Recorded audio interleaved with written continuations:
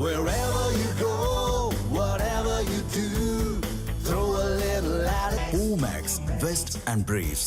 திருவள்ளூரில் அமோனியா கசிந்த விவகாரம் தொடர்பாக இன்னும் சற்று நேரத்தில் இடைக்கால அறிக்கை தாக்கல் செய்கிறது குழு.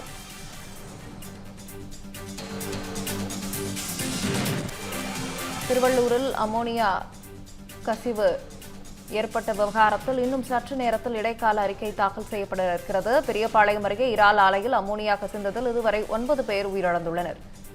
இது தொடர்பான கூடுதல் விவரங்களை செய்தியாளர் புவியரசன் வழங்க கேட்கலாம். புவியரசன், வணக்கம். இன்னும் சற்று நேரத்தில் இந்த அமோனியா கசிவு விவகாரம் தொடர்பாக இடைக்கால அறிக்கை தாக்கல் செய்யப்படுகிறது. இந்த அறிக்கையில என்ன எதிர்பார்க்கலாம்? என்னென்ன விவரங்கள் இடம்பெற இருக்கலாம்? வணக்கம் ராகப்பிரியா. திருவள்ளூரில் இறால் பண்ணையில் ஏற்பட்ட அமோனியா கசிவு விவகாரம் தொடர்பாக விசாரணை குழு என்பது அமைக்கப்பட்டு அந்த விசாரணை குழு இன்னும் சற்று நேரத்தில் இடைக்கால அறிக்கையை தாக்கல் செய்ய இருக்கிறது. திருவள்ளூர் மாவட்டம் பெரியபாளையம் அருகே இறால் பதப்படுத்தும் தொழிற்சாலையில் கடந்த 21ஆம் தேதி திடீரென அமோனியா கசிவு என்பது ஏற்பட்டது. இதனால் அங்கு பணிபுரிந்து வந்த பலருக்கும் மூச்சுத்திணறல், வாந்தி, மயக்கம் போன்ற அறிகுறிகள் ஏற்பட்ட நிலையில் அதனைத் தொடர்ந்து திருவள்ளூரில் உள்ள 2 தனியார் மருத்துவமனைகளில் பாதிக்கப்பட்டவர்கள் அனுமதிக்கப்பட்ட நிலையில் மேல் சிகிச்சைக்காக சென்னை ஸ்டான்லி, ராஜீவ்காந்தி அரசு மருத்துவமனைகளில் சிலர் அனுமதிக்கப்பட்டனர். சம்பவம் நடந்த அன்று உயிரிழந்தோர் எண்ணிக்கை 2ஆக இருந்த நிலையில் நேற்றைய தினம் உயிரிழந்தோர் எண்ணிக்கை 8ஆக உயர்ந்தது. இந்த நிலையில் ராஜீவ்காந்தி அரசு மருத்துவமனையில் சிகிச்சை பெற்று வந்த மேலும் ஒருவர் இன்று உயிரிழந்த நிலையில் இந்த சம்பவத்தில் உயிரிழந்தோர் எண்ணிக்கை 9ஆக உயர்ந்துள்ளது. இதற்கிடையே சம்பவம் நடந்த அன்று அமோனியா கேஸ் கசிவு தொடர்பாக விசாரணை மேற்கொள்ள 3 பேர் கொண்ட குழுவை முதலமைச்சர் ஜோசப் விஜய் உத்தரவிட்டிருந்தார். இந்த நிலையில் விசாரணைக்காக அமைக்கப்பட்ட இந்த குழுவில் தொழிலாளர் பாதுகாப்பு மற்றும் சுகாதாரத்துறை இயக்குனர், மாசு கட்டுப்பாட்டு வாரிய உறுப்பினர் மற்றும் பொது சுகாதாரத்துறையில் கூடுதல் இயக்குனர் ஆகியோர் இடம்பெற்றிருந்தனர். இந்த நிலையில் 24 மணி நேரத்தில் முதற்கட்ட அறிக்கையை தாக்கல் செய்யவும் 3 நாட்களில் முழு அறிக்கையை தாக்கல் செய்யவும் உத்தரவானது பிறப்பிக்கப்பட்டிருந்தது. இந்த நிலையில்தான் நேற்றைய தினம் அவர்களது விசாரணை குழு தொடங்கியிருந்த நிலையில் இன்றைய தினம், அதாவது இன்று முதற்கட்ட அறிக்கையை தாக்கல் செய்ய இருக்கின்றனர். இந்த அறிக்கையை பொறுத்தமட்டில் அமோனியா கசிவு ஏற்பட்டது எப்படி, அதனால் ஏற்பட்ட பாதிப்பு என்ன உள்ளிட்ட விவரங்கள் இடைக்கால அறிக்கையில் இருக்கலாம் என்று எதிர்பார்க்கப்படுகிறது. அமோனியா கசிவு தொடர்பாக அமைக்கப்பட்ட இந்த 3 பேர் குழு இன்னும் சற்று நேரத்தில் முதலமைச்சரை சந்தித்து அறிக்கையை தாக்கல் செய்ய இருக்கின்றனர். 24 மணி நேரத்தில் முதற்கட்ட அறிக்கையை தாக்கல் செய்ய முதல்வர் உத்தரவிட்டிருந்த நிலையில் நேற்றைய தினம் இந்த விசாரணை குழு விசாரணையை தொடங்கியிருந்த நிலையில் இன்று அந்த முதற்கட்ட அறிக்கையை தாக்கல் செய்ய இருக்கிறது. அடுத்த 2 நாட்கள் கழித்து முழு அறிக்கையையும் சமர்ப்பிக்க இருக்கின்றனர். அதில் முழு விவரங்களையும் தெரிய வரும். ராகுல்பிரியா.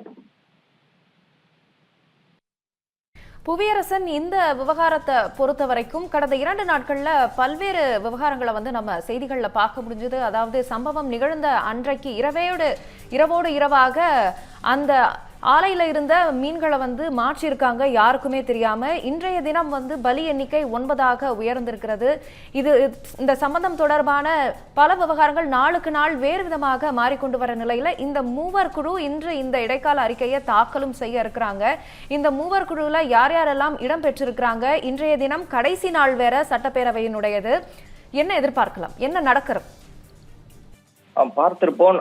சம்பவம் நடந்த அந்த ஞாயிற்றுக்கிழமையே அந்த தொழிற்சாலையை சேர்ந்த 2 நிர்வாகிகள் கைது செய்யப்பட்டிருந்தனர். அதனைத் தொடர்ந்து விசாரணை வலயம் என்பது அந்த தொழிற்சாலையை நோக்கி விரிவாக்கப்பட்ட நிலையில் தொழிற்சாலையை மையமாக கொண்டு விசாரணை என்பது தொடர்ந்து நடைபெற்று வந்தது. இந்த நிலையில்தான் அந்த தொழிற்சாலையில் இருந்த மீதம் இருக்கக்கூடிய அந்த அமோனியா கேஸ் என்பது வெளியேற்றப்பட்டது. டேங்கர் மூலம் மற்ற இடத்திற்கு மாற்றப்பட்டது. அது மட்டும் இல்லாமல் இந்த சம்பவம் என்பது விபத்தா அல்லது வேண்டும் செய்யப்பட்டதா என்பது குறித்து விசாரணை என்பதும் செய்யப்பட்டு வருகிறது. அதற்கு முன்பு இந்த கேஸ் கசிவு என்பது எதனால் ஏற்பட்டது, எப்படி ஏற்பட்டிருக்கலாம், இதனால் மக்களுக்கு என்ன மாதிரியான பாதிப்பு என்பது ஏற்பட்டிருக்கிறது என்பது குறித்த ஒரு அறிக்கையை சமர்ப்பிக்கவே இந்த குழு என்பது அமைக்கப்பட்டிருந்தது.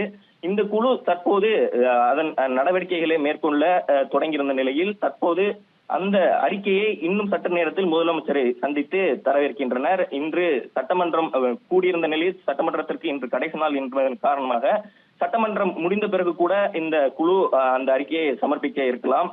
அது மட்டும் இல்லாமல் பார்த்திருப்போம், அடுத்தடுத்த பலி எண்ணிக்கை என்பது உயர்ந்து வரக்கூடிய நிலையில் முதல் நாள் 7 என்ற தகவல் வெளியாகிருந்த நிலையில் அபிஷியலாக அரசு தரப்பில் தெரிவிக்கப்பட்டது 2 என்ற இருந்த நிலையில் அடுத்த நாளே அது 8ஆக உயர்ந்து இன்று அது 9ஆக இருக்கிறது. இது மேலும் அதிகரிக்கும் என்று ஒரு கவலைக்கான ஒரு நிலை என்பது இருக்கிறது.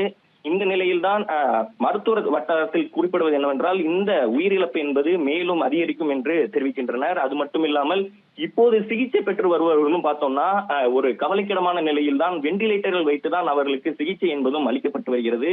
இதனால் அவர்களும் உயிருக்கு போராடி வரக்கூடிய நிலைதான் ஏற்பட்டிருக்கிறது. அது மட்டும் இல்லாமல் இந்த சம்பவத்தில் பாதிக்கப்பட்டவர்கள் அதிகமானோர் வட மாநிலத்தைச் சேர்ந்தவர்களாகவே இருக்கின்றனர்.